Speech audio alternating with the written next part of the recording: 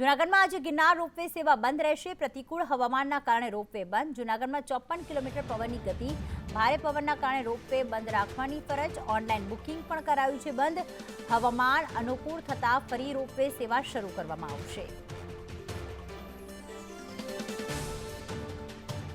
તો ખાસ જૂનાગઢમાં 54 કિલોમીટર પવનની ગતિથી હાલમાં પવન ફૂંકાઈ રહ્યો છે, જેના કારણે જે રોપવે સેવા છે તે બંધ રાખવાનો નિર્ણય કરવામાં આવ્યો છે। અનુકૂળ હવામાન થતાં આ રોપવે સેવા ફરી શરૂ કરવામાં આવશે। ભારે પવન ફૂંકાઈ રહ્યો છે, જેના કારણે રોપવે સેવા બંધ।